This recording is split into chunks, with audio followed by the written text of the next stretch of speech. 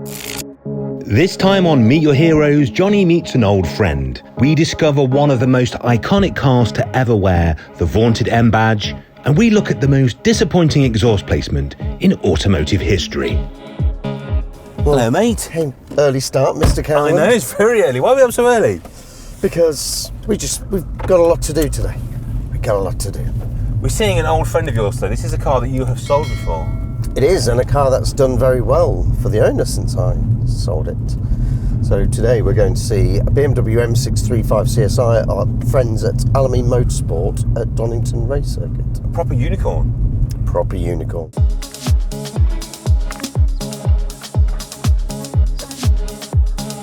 So what is it about BMWs that you think that we like so much? Why do we keep driving them and buying them and selling them? What is it, do you reckon? What is it about that badge that makes it so special? Well, they did say the ultimate driving machine, and I'd have to agree. I love them. Rear-wheel drive. There's a lot going for them, isn't there? But is it the competition heritage? Because if you look at this car, the E24, which of course was followed the E9, which of course was the CSL, the Batmobile. These cars did very well in competition. They won a lot of things, these cars. Is that why we like them so much? Is it the whole win on Sunday, sell on Monday thing? I think it is. I mean, look at DTM, yeah, BTCC, which is obviously an English. Deutsche Touringwagen Meisterschaft. Wow. That's what it stands for. It's early. It stands for Meisterschaft. I can't deal with you this early. Ich habe eine Meisterschaft. Don't talk. Let's just get there. Yeah, let's just get there. Go on, put your foot down, go on. Stop driving like an old man.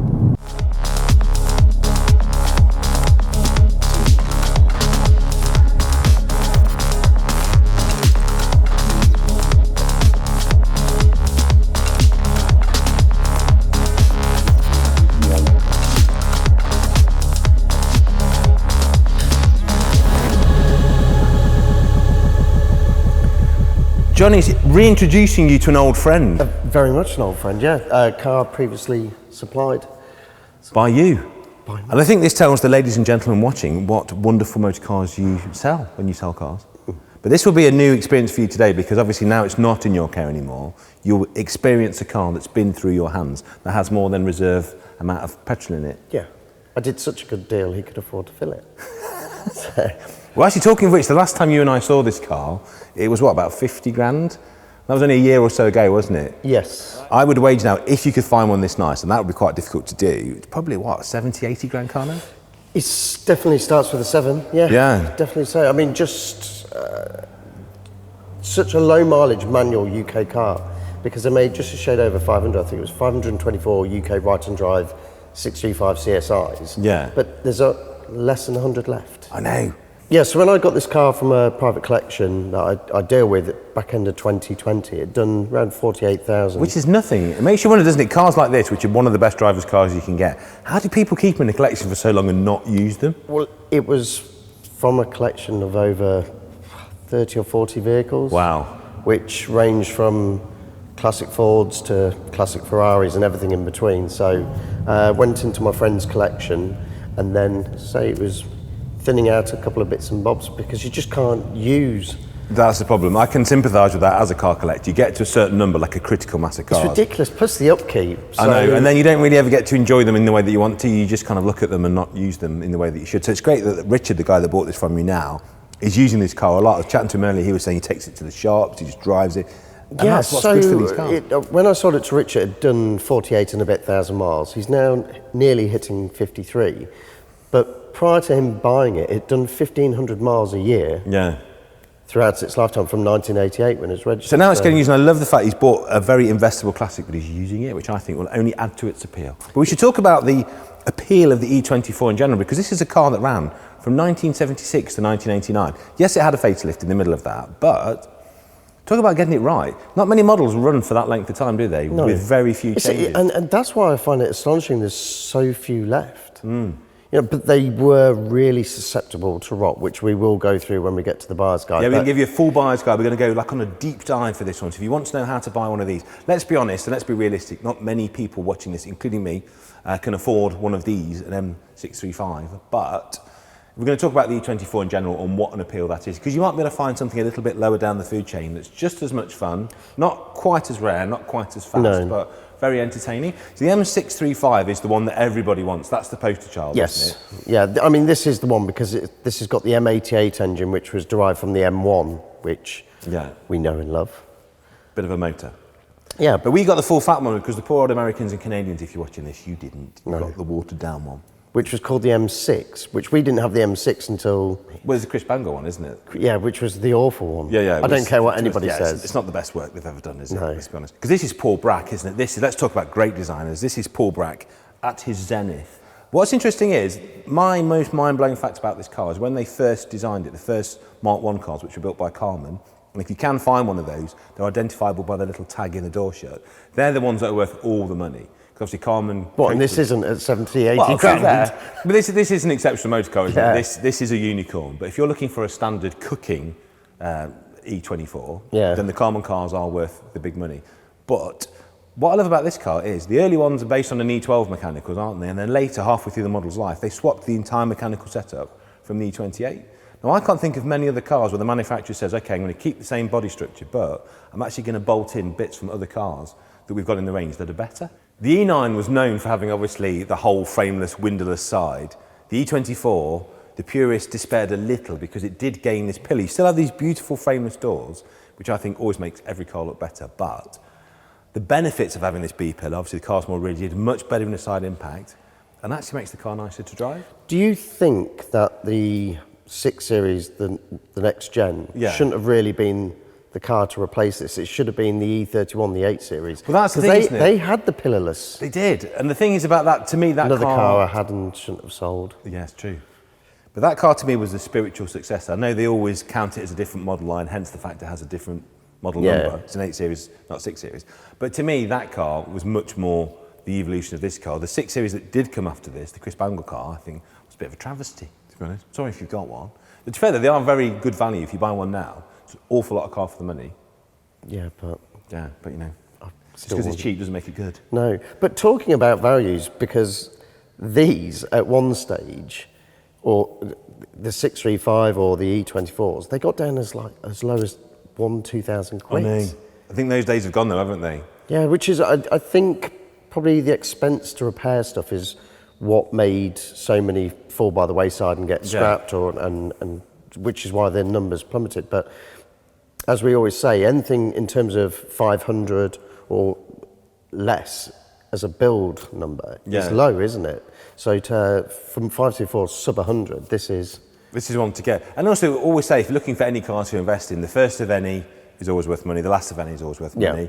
And funny enough, the very bottom one, the entry-level ones, are always quite collectible, and the very top ones are always quite collectible. So if you go to any extreme of a range, it's normally quite a good place to put your money, isn't it? Yeah, boggo. Yeah, but I mean, one of the things I remember about getting this car out was the fact that everything worked. And when we go for a drive, you'll see, because the sunroof worked, the aircon worked, and I thought, this car's sparingly being used, but in fairness to my friend, all his cars were meticulously maintained and you know, dragged out and MOT'd each year and stuff. So, but yeah, it was just a pleasure because I've never ever driven one, and this is the first and only one I've ever driven. But let's talk about engines. Obviously, this model, the E24, came with a range of engines from the 2.8, 3 litre, 3.3, 3.5. Yeah, 3.3 so many different models. was. Yeah. They even did an automatic, a 3-speed automatic. They did a 3-speed auto, which later went to the 4, didn't they? Yeah. And this is a 5-speed manual box. So the 2.8s, they started with about 181 brake horsepower, which is about 186 PS for our. But this, I mean, bear in mind, this is an 80s normally aspirated car. This makes about 282 brake, doesn't it? Yes. 340 newton meters of torque. Even by modern standards, that's a fast car. It's a cool car, and also because they're so torquey, 5th gear, and you can just bury your foot. There's no coughing, sputtering. That's another thing I remember about driving this car. It's fabulous. Can't wait to drive it again. Tell me about the history of this model, Johnny. Tell me about the M635CSi. So the car was facelifted in '82. That's when it gets all the E28 running gears. So they'd already established all these new body parts, all these new mechanical differences. So they had this perfect base from '82 to build. When did this car come out? So the M635CSi, not a mouthful, is it? No. I can see why the Americans and Canadians just went with M6. It's cooler. So this was introduced at Frankfurt Motor Show in 1983 and then led on for the M6 generations that we still know and love today. So the cars were spec'd differently for different markets. Japanese cars were normally extremely high spec'd. So we always had to pay for things in the UK if you wanted bits and bobs extra. But because this car has a rare option. This has both. This has factory roof sunroof and factory fitted air conditioning. Yes. Now I which don't is know rare. the spec sheet of these when they were new, but I can't imagine many cars left with that spec because that No. couldn't have been standard. No, because in the 80s, most people, air conditioning would be an expensive option. Yeah. Sunroof was the go-to option. And also everyone thought sunroof was cool. It was something that Sunroof was sort of always bred into cool. them, wasn't Yeah. it? I can remember cars that had standard aircon. So when I used to work for Saab, people go, what aircon? But I want a sunroof. Yeah. Like, well, why do you? Because as soon as you open the sunroof, all the aircon's coming out. Yeah, but it's... You div. you did. So Never said that, obviously. Just took the money. But talking about air conditioning, the Jap spec cars were really highly spec. So they all had sunroof, Yeah. aircon, but not only just aircon in the front, they had rear aircon too. No way. Yeah. And you can tell a Jap spec car because, well, unless the exhaust has been changed, and the exhausts on these are really expensive to replace. Can we just talk about the exhaust on all E24s? But let me finish. Oh, go on then. Because the Jap spec cars had black exhaust tips. Did they? Yeah, and also between the rear headrests Yeah. on the parcel shelf, they had a storage compartment. So that's how you can tell a Jap spec car. I'd probably rather have one of those because, of course, they'll be less rotten, I'd imagine, as well. Yeah. If you get a recent import. But can we just talk about that exhaust? So we've got Paul Brack doing this amazing bit of styling. Everything looks beautiful. The build quality is immense. And then they get to the point where they're trying to get the exhaust round the spare wheel well, and they just go, yeah, that'll do. Yeah, What happened there? it's a not really, in the middle, it's not on the edge. it's a really divided opinion. So, Luke, our good friend from FastR, Yeah. he is a man who everything is perfect. All the race cars have to be perfect, like brand new. His hair. His hair. His wardrobe. Yes, Yeah. he's a very meticulous person. He is. You and I hate the off-centre exhaust. Luke loves it. I know. I think if I ever did one of these for myself, if I was doing like a Resto Mod E24, I would have Yes. I would have to put it in the middle. Even if I had to lose the spare wheel well, I would. Definitely. Just run it down the middle and have it perfectly centred. But you look at so many car designs where the wheel well is off-centre to allow transmission and all the rest of Yeah. it. Why didn't they do I it? don't understand. It's so frustrating. It does my head in. If you don't like that as well, leave something in the comments to say, yes, you were right. We That's need a poll. We need a poll to find out Yeah. who likes it, who doesn't like it. Because for me, it just... It's not doing it I for haven't me. even got OCD. It's just for me. You've got It's CDO. yeah. Put all the letters in the right order. What makes an M635CSi, if you were looking at the differences in spec, because obviously the 635 is, for most people, the pinnacle. This is the one above. What do you get on this car that you don't get on a 635? So you obviously get sexy rear spoiler, get big front air dam. You also get these TRX wheels. Now TRX, if you don't Yes. know, is a metric wheel. So obviously most wheels are, bizarrely, even though we're in a metric age, wheels are still measured in inches. But at some point, a bit like kind of Betamax and VHS, and if you don't know what that is, ask your parents. Somebody thought that metric wheels were going to be the future. And so a few manufacturers, BMW and Saab mainly, thought they'd try them. The problem is, fast forward to today, because so few manufacturers took the idea up, it means that if you're trying to buy replacement tyres for a metric wheel, Yeah. there's one manufacturer, and that is Michelin, who invented the TRX system, which means instead of paying, I don't know, 150 quid for a really quality tyre, you're spending 500 quid a corner. Yeah, so when Richard bought the car off me, it was in the deal, if you like, but Yeah. 4 brand new TRX tyres, period tyres, £500 a corner, Yeah. which is insane. This is why so many cars you'll see 6 Series, the Yeah. E24s running 17-inch BBS wheels using a standard metric tyre. Because you can probably buy a set of BBS needing a bit of a refurb for less than it costs for a set of... Yeah, and this is TRX. why so many are converted. But also there was the same issue with the early Testarossas, because I had one where the centre lock wheels on the Testarossa, they ran TRXs, and people used to convert those to the later Testarossa where they went to a 5-stud Yeah. and got rid of the centre lock. So they did that, so they didn't have the expense of buying the TRXs, plus trying to find them. I know. Because It there's was- really only one place in the UK. So Michelin Classic has a separate division from the normal road car division. And they sell through a lovely place called Longston here in Doncaster.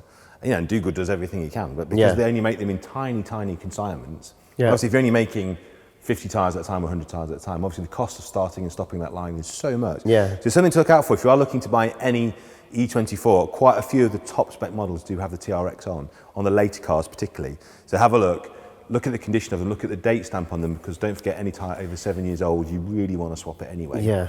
And it just budget a lot. If you want to run the correct tyres. I don't think there's any shame in running a normal inched tyre, particularly if it's another BMW wheel that looks right. Talking about the cost of these tyres, Yeah. On the RSQ8 that we've got, we're running 24-inch Vossens. Yeah. And our good friends at Bush Tyres put some top-of-the-range tyres on it for us, and they were around about 350 quid. Yeah. Which puts it, you know, you got a 24-inch They're tyre. so expensive, and also they're only equivalent to really about a 16-inch, so they're not even a massive tyre, are they? No. And it's although it's obviously made on a modern production line using modern materials, it's an old technology. I do get why you would do that, because it makes the car right, and it will ride. It rides. Yeah, they work really well. on. We did a car on the show. We did an E24 635 on the show, which was an auto, and we put the correct TRX in. What was interesting, when we bought it and drove it originally, it had a set of in-date, I think they were 15s. And it rode very well, but what was interesting is the car, the suspension, when we went through it and put new Bilsteins on, everything on the correct factory stuff just rode so beautifully. I think the cars do work well on the correct gear. Like, when you drive this, you'll see, bear in mind this is a completely standard car, factory suspension, you know, and with the correct tyres, just drives wonderfully, especially with the manual box. Yeah. So let's say I don't have 70 grand to buy an M635CSi, because I don't. What should we be looking out for? Let's do a bit of a buyer's guide. Okay. If you're looking at an E24, so let's do a bit of an overview.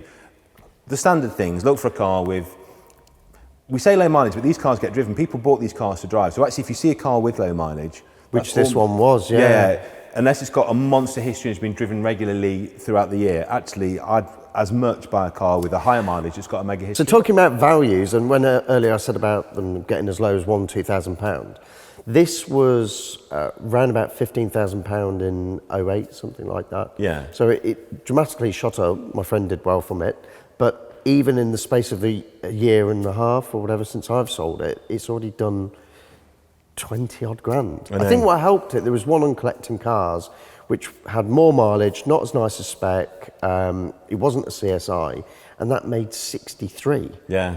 So as soon as that went, my phone went mental. Everyone was like going, is that still for sale? Is it still for sale? I was like, shh. Sold it. Should have asked for more. Yeah, but you know. But where should we look? Because the thing about these, either the Gen 1 or the Gen 2, they do rot, don't they? That's the thing. And there are body differences between the early cars and there the are second cars. so many bodges out there. People, there's so many things to look for. The big thing on these cars, either Gen 1 or Gen 2, is rot, isn't it? So you've got to watch around the front wings. They rot both around the arches and on the top of the wing. If you see where it interfaces with the bumper, if it's rotten there, that's going to be very, very expensive. Also, check the condition of the bumpers themselves. They're hard to get.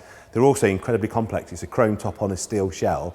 They need to be inspected. If you are thinking you need to replace the bumpers, you need to factor that into the cost of the car. Yeah. The scuttle is normally okay. They don't go too bad. Check around the screen, check around the roof. Most of them have a roof and they're going to rot and bubble around there. Also rear arches and also rear bumper. But I mean, they rot everywhere, don't they? They do. Yeah, I mean, there's so many horrendous bodge repairs out there. You can't look at a car on the ground. No. It has to go up on the air. But if you're buying a car like this, bearing in mind even a cheap one is going to be a few thousand now, like a Project's a few thousand, isn't it? And a nice six-cylinder car, a non-M, is going to be into five figures probably now. You know, spend some money. Take a specialist. Find one of the many wonderful BMW specialists. Yes. Give them 500 quid, which sounds like a lot of money, to go and inspect the car for you, because you'll get that money back, won't you? Yeah, so one of the things that I've always said to people when I'm trying to buy stuff off them, if they're confident with their car, they would refund you that money. Like, you know, if you go to do it and you say, look, if they don't want you to have the car inspected, just walk away. Yeah, because there's a reason for that. There's alarm bells. Yeah. Getting the car up on a ramp will just show you a plethora of issues. You've got the jacking points, even the towing eye where that touches, they rot. Yeah.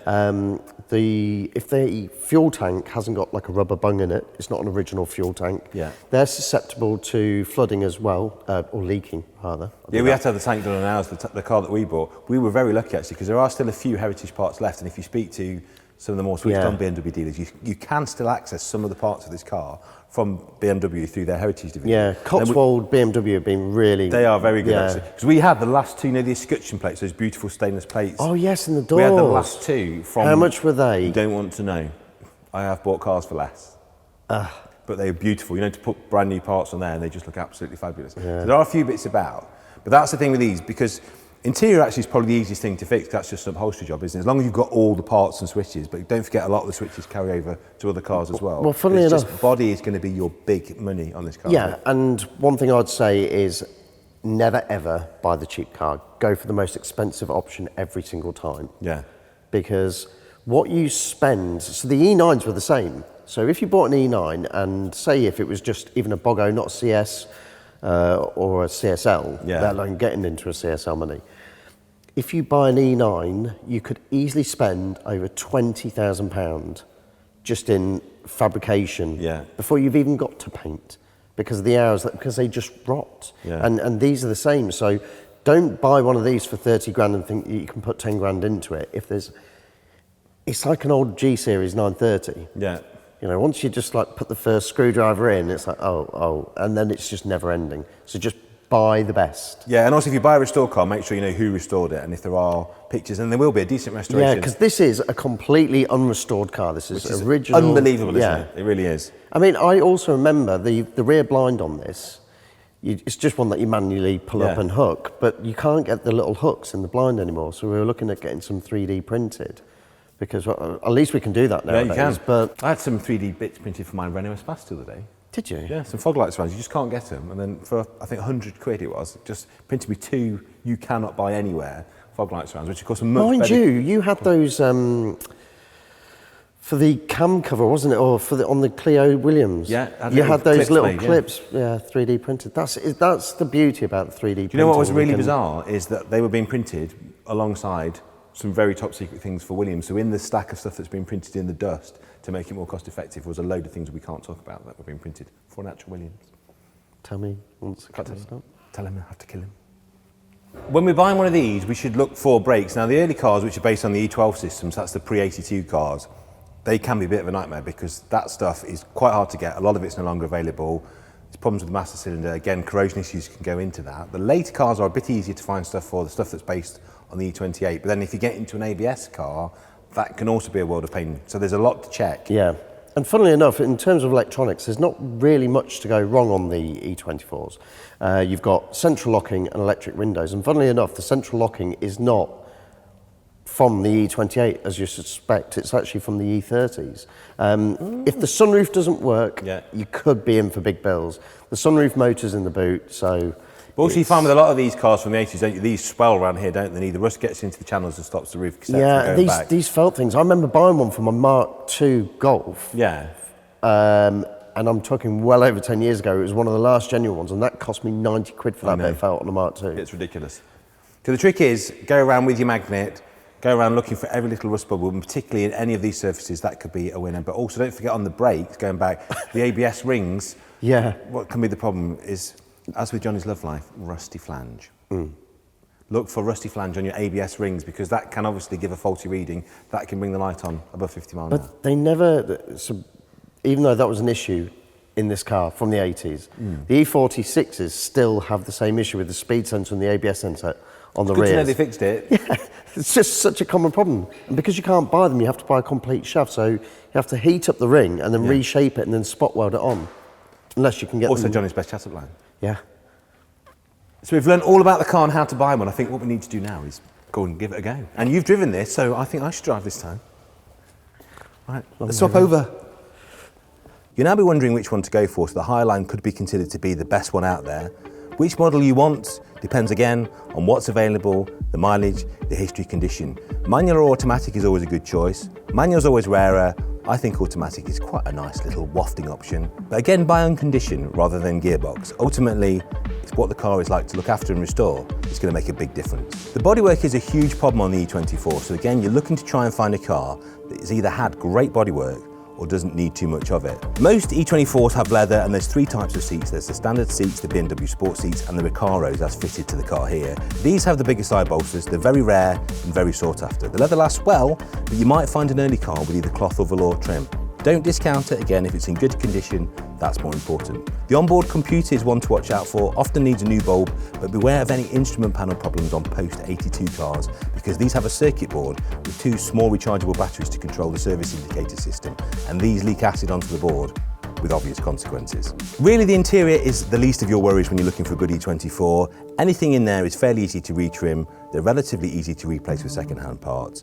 It's the bodywork, the engine and the mechanicals what you need to look out for. Suspension and steering are well made, but there's a few areas here that can hide nasty tricks. The front strut spring cups can rot out, seriously weakening them to the point of collapse, so have a good check of those before you buy them. The steering linkages and upper and lower front control arms are all liable to wear out, leading to the infamous steering wobble that can happen somewhere between 50 and 60 miles an hour. This can also be caused by sticking front calipers. The main thing is check all of the bushes. Most of them are available either as service replacement parts or upgrade parts, and they make a huge difference to how the car drives. Electronics and electrics aren't too bad on the E24. The nice thing is they're a pretty basic car electronically. There's not too much to go wrong there. There's central locking and electric windows, but they don't usually have any problems. Headlights are getting harder to find both new and used, and do be aware that the Highline headlights are different and therefore usually more expensive. Central locking relays are shared with the E30, so they're fairly easy to replace, and other components like starter motors and alternators are Bosch, so pretty easy to get replacements for and not hellishly expensive. Looking at the engine, the two main problems with the M30 can be cam wear and overheating, and that's usually caused by a neglected cooling system. So if the car's been well maintained, with the antifreeze being changed every 2 years and the fan coupling is working, it's not going to be a problem. But again, let the car run up to temperatures, see if you have an issue that could have caused some kind of problem further down the line, including a blown head gasket. A big giveaway here is a noisy cam, and if you do have a car with that on there, you're going to have to remove the head to replace the cam rockers and the foreshort rocker shafts. It's going to be very big and very expensive. So again, it's well worth getting a specialist to check out any prospective purchase before you buy it. The bottom end of the engine is very strong, but you like the really old cars won't like being driven too hard now. The timing chains were duplex until 1980 and then a single row from then onwards. The later chain is very reliable. Prop shafts and drive shafts are very strong but will wear out. Again, it's just down to finding a car with a good history that's been well maintained. Most cars will need a prop centre bearing and a donut to be replaced if it hasn't been done in the service history already. If you found an auto car and wanted to be converted to manual, it is possible and has been done, but it's not cheap. Work on somewhere between £2,500 and £3,000 to have it done properly using new parts by a specialist. To convert an automatic to manual will be very pricey. Reckon on quite a few £1,000s to have it done properly using a number of new parts as service replacements.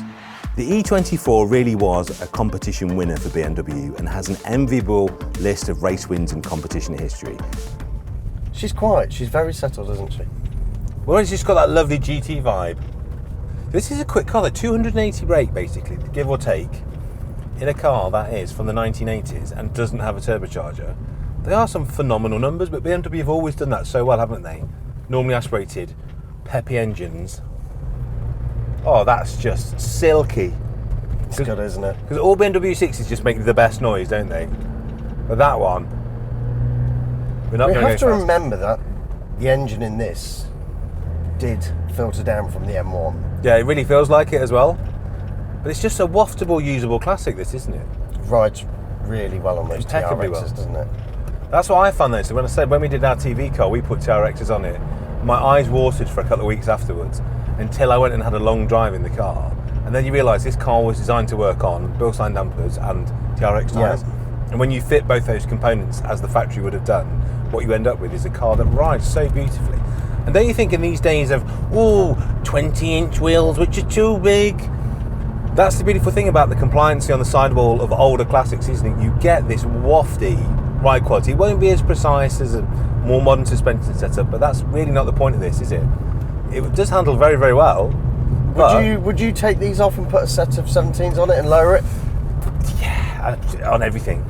But to be fair, I love how this looks. I think if it was an M635CSi, I think if it was the flagship, I would keep it factory spec, because that's where the money is, isn't it? That's where the value of the car is. But if it was reversible, like if I owned this car, I think I would, especially with the cost of those tyres, I'd have them stored.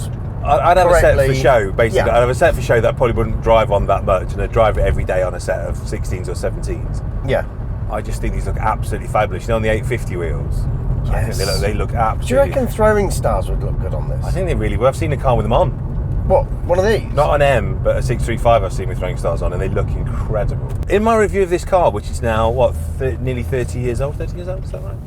Or 40 years old? This is 88, so it's 34 years old. 34 years old. So this car is 34 years old, and one of the best things I can say about it is it's just entirely unremarkable, the fact it drives and works and does all the things that a car should do, like a modern car. It's just a joy to drive, isn't it? And what would your take be? Say if you can't get an M and you just want a 635, would you go manual or auto? Because the auto does have a charm, because it's a real cruise mobility, it's a real wafter. But I'm having a huge amount of fun just stirring this box because it's a very nice gear shift. So in terms of buying an E24, if you really want one, I'd just find a solid example and just do whatever you want with it. Yeah, well, I think as well, that's the thing, is they don't get too hung up about buying one of the bigger engines. Just buy one that's got great history, great condition. If you want one, and if you buy one with the wrong engine and the wrong gearbox, it doesn't matter if it's a really lovely car, Yeah, because they're all buy wonderful wafters, aren't they? yeah, buy a solid car and then make it your own if you want to change it. Everything's, reversible. If you as long as you keep the original running gear and brakes and things like that, that's not a bad thing, is it? You can always change it back. It's incredible to find a car at this age that hasn't had any restoration work. We had a tiny bit of paint on the wings, you can see that. But it's just... Yeah, but that would be stone chips. Yeah, exactly. And I think that's more than acceptable.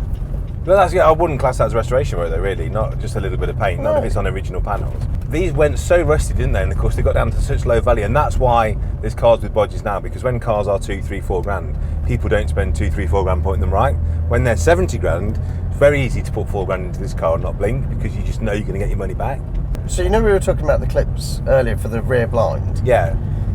Richard found in France a brand spanking OEM blind. Wow. And by the time it came into the UK with import tax and all the rest of it, it cost him £300. Oh. And he said, I don't know if I did the right thing. I was like, well, you definitely did, because if the car's worth 70, 80,000 quid, and then you've got a blind for 300 quid, that's neither here nor there, is it? No, and I always think there's a real joy in finding and buying new old stock parts. New old stock's the best. It's the biggest thrill on eBay, isn't it, when you find something really cool, even if you have to spend all the money, because you know it's going to fit, you know it's going to work, and nothing completes a restoration or knocks the edges off a really nice original car like brand new bits from the factory, from the genuine accessories line. I would buy, if there was 2 of those blinds at 300 quid, I'd buy 2 of them. Yeah, we've always got one to sell or a spare. Yeah, you've always got one.